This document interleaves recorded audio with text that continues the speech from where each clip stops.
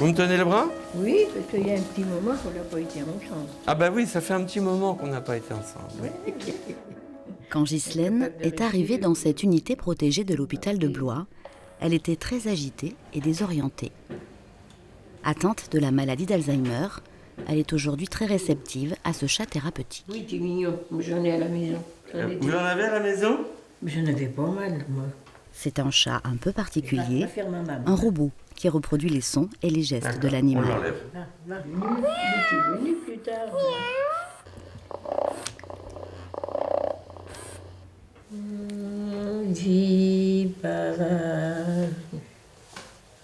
Allez, va te faire ma maman un peu. Oui, si, c'est bon.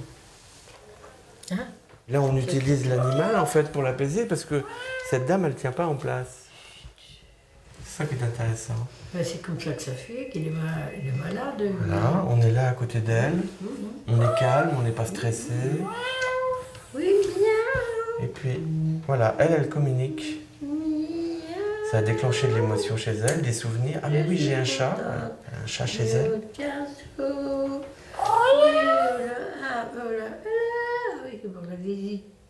Voilà, on rentre dans son monde en fait. On est dans sa dimension, on est dans sa bulle.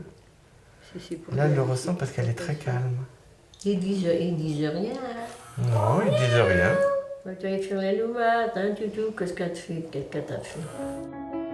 Convaincu des bienfaits de la présence de vrais animaux pour ses patients, ce gériatre va en accueillir dans le jardin de l'hôpital au printemps.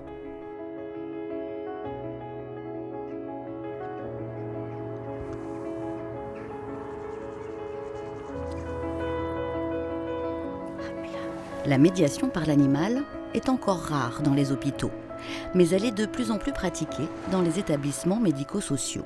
On y va? Ophélie Fulbert est éducatrice spécialisée.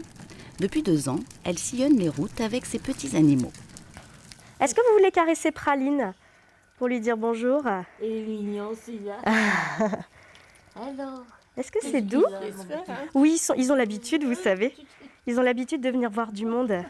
C'est sa 2e séance de médiation par l'animal Elle est douce, vous sentez? dans cette EHPAD de Saint-Dié-sur-Loire. On a toujours un petit schéma de séance qui se déroule avec le temps de présentation des animaux, le temps de nourrissage des animaux. Après, on a le petit temps que j'ai appelé le temps cocooning, où on propose aux personnes d'avoir les animaux sur leurs genoux, de les brosser, si l'animal est d'accord, bien sûr. Et puis après, on a un temps d'activité ludique assistée par l'animal, là, qui est vraiment aussi ciblé en fonction des personnes aussi. Donc à travers chacune de ces activités, l'idée c'est qu'on va toujours essayer de pouvoir stimuler certaines compétences et de travailler autour des objectifs qu'on définit. Oui. Alors les couteaux normalement coupent bien les légumes, mais ils ne coupent pas les doigts. Vous voulez découper encore un petit peu? Non, c'est bon comme ça? Vous avez découpé plusieurs morceaux, bravo. Tenez, regardez. Il mange celui-là. Il faut faire quand même preuve de motricité fine pour découper les aliments. Ensuite, il faut faire preuve de douceur quand il faut les brosser. Donc niveau motricité, c'est énorme. Niveau mémoire aussi, parce que du coup, il y en a beaucoup directement qui associent ça à leurs souvenirs. On fait ensemble? Et hop là! Voilà, super! Vous aviez des beaux lapins? Oh oui. Ils étaient plus gros que ça, je pense, hein, parce que là, c'est vraiment des tout petits lapins. Ah non, petit, mais non. Là, vous aviez des petits aussi. C'est vraiment un travail de mémoire, juste à travers le souvenir, au fait. Et c'est inestimable. Elle vous plaît, celle-là? Ah, ça y est. Vous pouvez le brosser. Attendez, regardez. C'est ça bien. Qu'est-ce que vous dites? Ils savent bien qu'on les aime. Ils savent bien qu'on les aime, oui. Ce qui me saute aux yeux, ça va être ceux qui ont tendance à être plutôt apathiques, renfermés, ou qui, pour certaines animations, vont être plutôt dans une passivité, et qui, là, au travers de la médiation animale, sont vraiment hyper présents, en fait, vraiment dans l'instant présent. Je trouve que ça nous apporte aussi à nous en tant qu'équipe parce que justement c'est quand on voit les résidents qui tout d'un coup s'ouvrent et sont hyper heureux, et ben on se dit waouh, il y a encore des ressources, il y a encore des choses, des accroches en fait, et ça nous fait du bien. Et voilà. En voiture le loulou. Allez, c'est parti. Comme Ophélie, de plus en plus d'éducateurs ou soignants se spécialisent en médiation par l'animal pour mieux accompagner les personnes dépendantes ou en situation de handicap. Ouh, ça fait du bien ça. Ah ouais. Ça, on aime ça les gratouilles. Ça fait du bien. Tiens ma peg.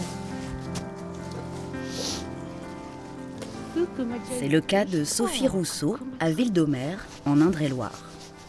Elle a été éducatrice pendant 20 ans dans un foyer de vie. Je m'y retrouvais toujours avec les personnes handicapées. Par contre, je ne m'y retrouvais plus en travail en institution. Je voulais pouvoir leur apporter autre chose, un autre accompagnement en fait. Et je me suis aperçue que le contact à l'animal, ça avait beaucoup de bienfaits. Ça rassurait, ça donnait de la confiance en soi. Voilà, ça aidait à aller de l'avant. Il a la cape, non, il a pas mis une petite cape. Il a pas de cape. Hop. Voilà, il faut juste que tu le tiennes un petit peu. C'est pour ces moments-là que Sophie s'est formée à la médiation par l'animal et a créé sa ferme. Cool, super.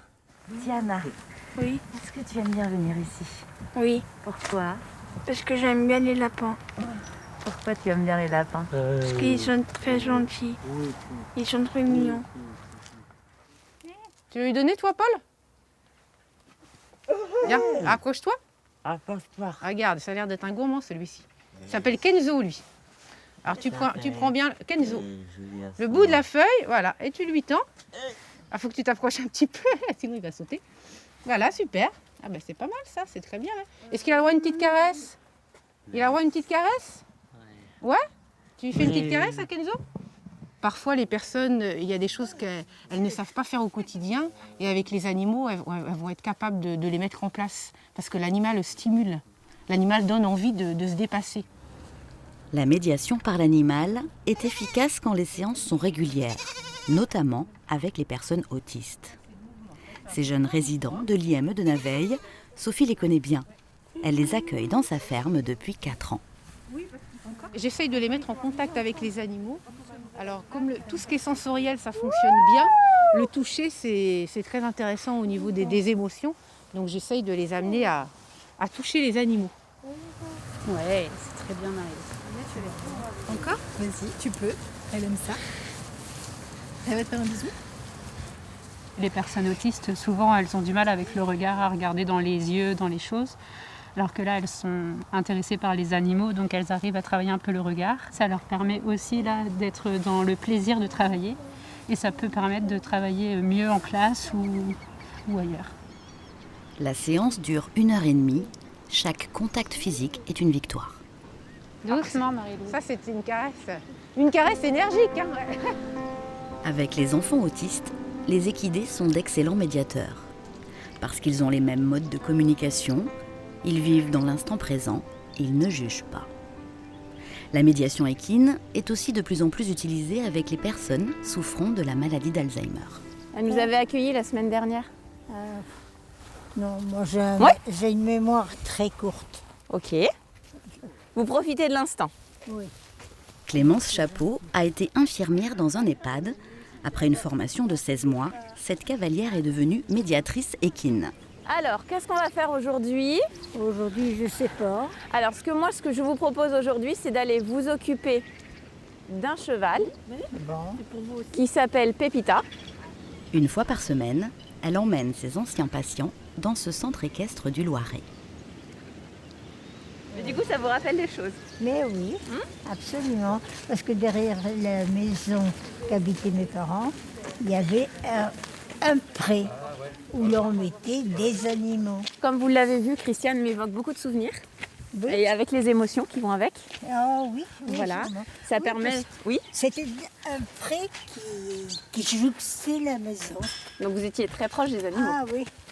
Ça permet aussi de mobiliser des capacités, comme la marche, la motricité fine, la motricité globale. Oui, mais bon, voilà. C'était pas dans les mœurs de la maison. Et, puis Alors, et comme les enfants n'avaient pas droit au chapitre, eh bien, on n'a eu rien du tout. Mais enfin, si. Christiane prend la caméra. Et du coup, de favoriser l'expression des émotions et des ressentis. Elle nous attend. Je vous emmène ? Elle a son pépito. Elle a son pépito. Je ne sais pas. Je vous présente, c'est Pépita au milieu. Ça me fait pas peur. Ça vous fait pas peur? Non, du tout. Donc vous avez envie d'y aller? Oui. Ouais. Je vous ai monté à cheval, moi, il y a 3 ans. Je vous ai monté sur mon cheval. Ouais. J'ai une photo d'ailleurs de ça. Quel grand moment.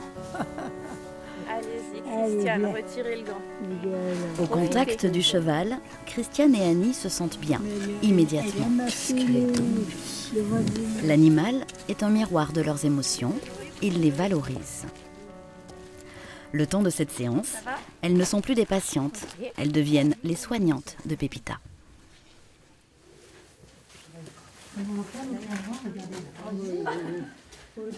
J'ai toujours aimé les chevaux, mais malheureusement, il n'y avait pas de haras dans la région qu'habitaient mes parents. Et ce n'est que depuis, je vais dire, 2 mois que je les visite. Et qu'est-ce que ça vous fait de les voir? C'est un vrai régal.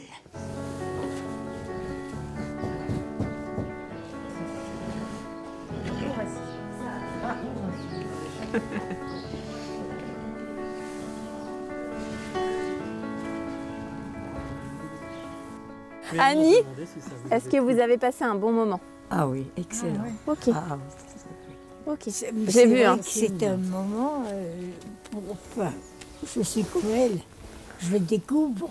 Ouais. Et c'est un moment éblouissant. Super. Ah oui. Merci de le partager avec moi en tout cas. D'être avec des chevaux, qu'est-ce que ça vous fait, vous? Le sentiment de liberté. Oui, la liberté. Et le respect.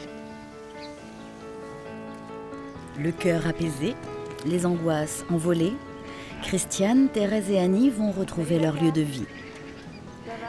Elles auront peut-être oublié dans 1 heure ou dans quelques jours qu'elles sont venues ici, mais les émotions, elles, resteront intactes. Merci, vous êtes de bons conseils. Je vous en prie, Christiane. Gravées dans leur mémoire abîmée.